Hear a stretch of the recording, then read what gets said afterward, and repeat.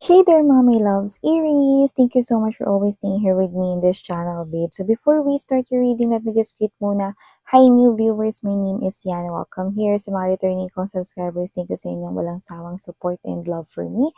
So if hindi pa kayo mga babes pala naka-visit sa aking other channel, no, yung doll name, then yung link ay nilagay ko sa description box ng reading nito. So if interesado ka na tingnan yung channel na yan, then pwedeng-pwede mo yung tingnan, okay? And yan mga babes na wala rin po tayong gender dito sa babae, lalaki, LGBT, everybody welcome. Pwedeng i-switch or pagpalit-palitin yung roles if you want because general reading naman ito.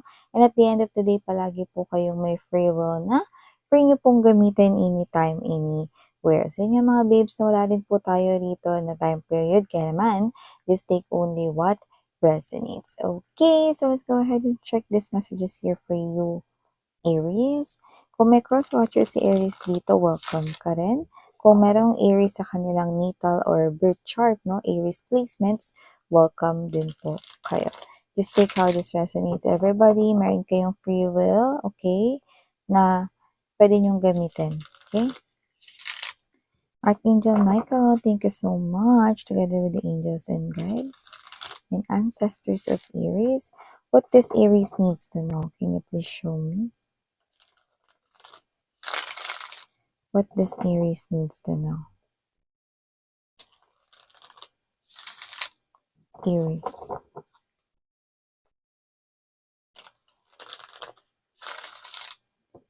Aries.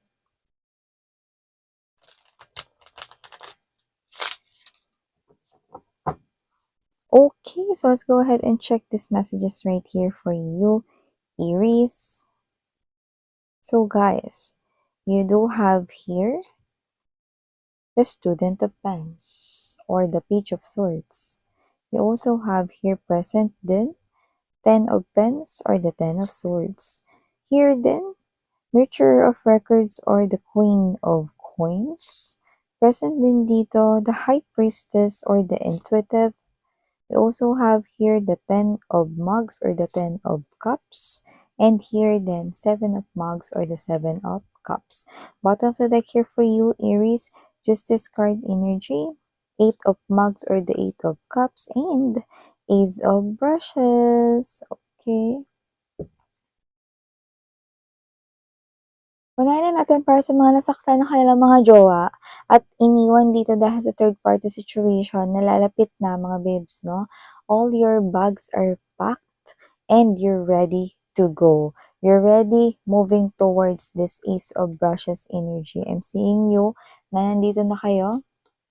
Ibig sabihin, willing na kayong mag-move forward sa inyong life without that person who used to hurt your feelings, no? At gawin itong heartbroken, no? Yung heart ninyo. I'm saying that this is you finally, okay? You are turning your back from the past. You're leaving your past lover behind you. All of the memories, no, ay ina-acknowledge mo ditong tapos na. At ina-acknowledge mo na rin ang paglaho ng iyong natitirang damdamin for this person. And that, okay, ay isang malaking senyales, no, ng pagbubukas ng love portal mo, Aries, with the Ace of Precious energy, you know, this is an exciting, passionate new love right here. This is an exciting, no, na talagang paparating rito, no, na inyong amazing love story, no? Wherein nakikita ko rito na mas magiging happy kayo and at the same time, no, nakikita ko rito na this person right here will love you sa kung ano man yung mga parang insecurities mo sa sarili mo na nakikita mo or nakikita mong hindi maganda sa sarili mo. This person will hug those, no?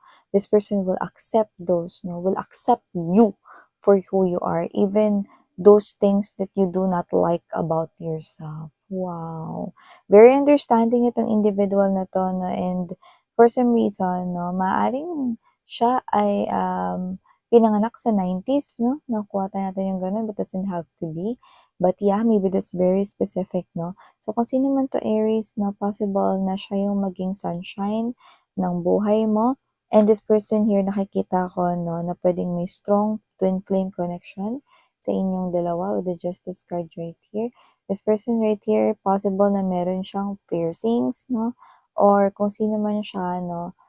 This person right here is someone na lumalabas bilang good karma mo, no? Ito yung receive mo, no? After accepting na tapos na ang iyong hindi kagandahang nakaraan. So, nakikita ko that this person could have a background of military or baka nag-law siya, but doesn't have to be na naging lawyer. Pwede rin naman na may alam siya sa batas or napag-aralan nila yon, no? Yeah, parang ganun. Kasi mga babes, may mga subjects kasi, no, lalo na sa college, okay?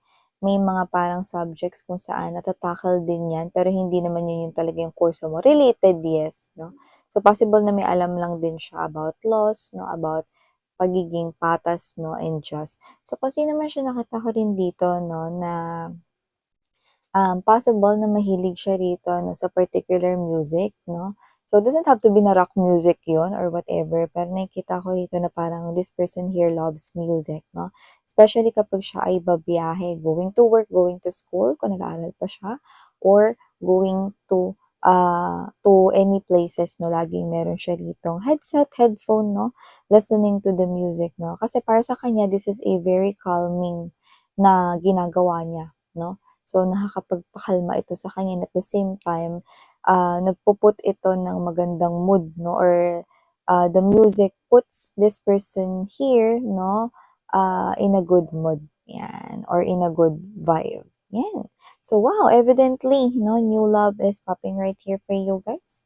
And aside from that, nakita rin tayo dito ng energy, no, na possible na kung meron man kayong nilalakad ng mga papers, ng mga papeles, especially if it is related to travel, I'm seeing it, no, na umuusad na ito. Kaya naman, no, wow, congratulations mga sweethearts, no, kasi yung iba matagal yan na napindi or matagal yan na parang natulog na mantika. But now, aandar na ito, so nakikita ko rito na yung kailangan mong tao, no, or iniintay mong tao para yan ay maproseso ay nakikita ko, no, na hindi naman sa parang sisipagin na siya, no, pero maaaring siya ito, no, na magsisipag or siya ito, no, na parang may magpapamotivate sa kanya na mas magtrabaho rito. So, nakikita ko na maganda, no, yung lagay ng inyong papers dito, no, especially if it is related to travel, mapanegosyo man yan or just, personal travel lang, vacation or whatever. Okay? So, maliban dyan, nakakita rin ako dito ng energy, Aries, no?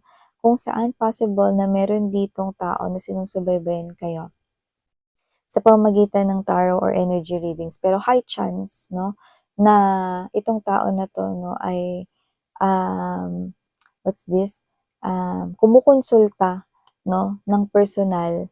Like, yung mga tanong niya, no, is all about you. Aries, na inaalam niya rito yung lahat ng tungkol sa'yo. So, nakikita ko interesado siya sa'yo. May energy rin siya na posibleng mas bata siya sa inyo sa edad but doesn't have to be. Let's not focus sa age. Pero someone here is watching you through tarot or energy readings, no? At hindi lang sa mga general messages, no, sa mga YouTube or any social media platforms, kundi talagang sinasadya niya na maghanap ng mga legit na mga tarot or energy readers, no? At ang mga tanong ay tungkol sa'yo. So, this person here is so interested with you, honey. Okay? But don't worry, hindi naman ako nakakuha ng energy na siya ay delikadong individual, no? Like, siya yung energy na hindi pwedeng pagkatiwalaan. Wala naman pong ganon, no? So, nakikita natin dito na there's someone here interested sa inyo. At yung iba ha, meron ditong sign and clues. Possible na yan ay estudyante pa. Pero may chance din na hindi siya estudyanteng literal. Pwedeng may inaaral siyang bago. Ayan, no? Puwedeng meron siya ditong bagong inaaral or bagong pinagkakainteresan, pinagkakaabalahan, no? And when you're new into doing something, you look like a student, 'di ba? So, ganun yun, Aries. Alright? So, maliban diyan, nakikita ko rin na magiging busy ka sa work pero parang kalma lang, okey lang naman. So, nakikita ko rito, no, na makabubuti pa nga yan sa'yo kasi nakikita ko na meron ka ditong mare-receive na some kind of incentive, no?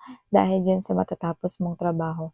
Alam mo mga babes, 'no, alam mo yung 'pag mahal mo yung trabahong ginagawa mo, hindi ka talaga mapapagod or parang hindi mo mamamalayan yung oras, 'no?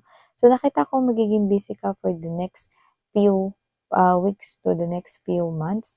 Pero nakikita ko 'no na magiging happy ka sa result nito, 'yan 'no. So, you're not expecting the result actually, 'no, kasi parang ikaw 'to masaya ka na nga sa trabahong ginagawa mo 'no, pero hindi mo alam may reward. Yes, may reward palang nakaabang sa'yo. So, bahala na yung kumpanya na pinagtatrabahuhan mo or kung may negosyo ka man 'no, bahala na rito 'no, yung mga kliyente rito. Pero this is so good. I'm seeing you celebrating here together with your family and friends 'no. So, wow! So, nakita rin ako dito ng energy that your mom, is missing you right now. Maybe someone here is far? Baka malayo kayo sa inyong parents 'no, or sa inyong lolo't lola if this is not your parent. This could be your grandparents right here. They're missing you big time 'no. So yung iba, this person here keeps on calling you na 'no. So palagi niya kayong tinatawagan or whatever, yeah, because this person here is missing you and a little worried about you if nakakakain ka ba rito ng tama, if you're sleeping well, sino naglalaban ng damit mo, okey ka lang ba, you know. Parang yung energy is, still you are his or her baby pa din. So, nakita ko dito this could be your mom or this could be your lola. You're far away from them. That's the energy. Maybe you're working abroad or you're nakadistance sa ibang lugar. Okay? So, give them a call, sweetheart, na if hindi pa kanila tinatawagan, na pero sumasagit ka sa isipan nila, yes, because they're heavily thinking about you. Okay? Understand? So, aside from that, Aries, nakita rin tayo ng energy rito, no? Na posibleng kayo 'to 'no na at first gusto at sigurado ninyo yung bibilhin ninyo. So, napi-pick up ko dito material na bagay ito, gamit ito 'no, mga ganyan. Like sigurado ka na yun yung bibilhin mo. Pero kamukat-mukat 'no, maaaring meron ditong madagdag sa options or choices. So, dito mahihirapan ka ng mamili, pero bagay or material na bagay pa rin yan, okey? So, kunwari ganito, 3 laptop yun 'no, yung isa yung pinakagusto mo noon 'no, pero dahil meron pang nadagdag sa options mo, hindi mo na alam kung yung una mo pa ring nagustuhan yung gusto mo talagang bilhin, okey? So, okey lang 'yan 'no? So, nakikita lang kita na mapuput ka into crossroads right here, kasi hindi mo alam kung anong pipiliin mo, but okey, piliin mo rito kung ano yung mas feel mo na gusto mo 'no? Then start na mag-start ka sa color, 'yan ba yung color na gusto mo? Sometimes kasi nasa color din 'yun, parang pink, pink, okey. Tapos pink yung color ng laptop mo, mga gano'n, 'no? So, you might want to consider 'no, yung mga favorites mo 'no, dun sa materials na yun. Kasi parang hindi nagkakalayo-layo 'no, yung kanilang mga descriptions 'no. So, dun magkakatalo-talo sa ano ba talagang gusto mo na itsura niyang laptop na 'yan. Example lang 'yan mga mahal, para ma-gets rin niyo, okey? So, maliban diyan nakita rin ako dito ng energy 'no, na posibleng meron kayo ditong maka-meet up, 'yan 'no. Possible na mag-start kayo as friends daw, Aries 'no, pero possible rin naman na maging kayo 'no. Pero nakikita ko rito na hindi pa agad-agad, okey?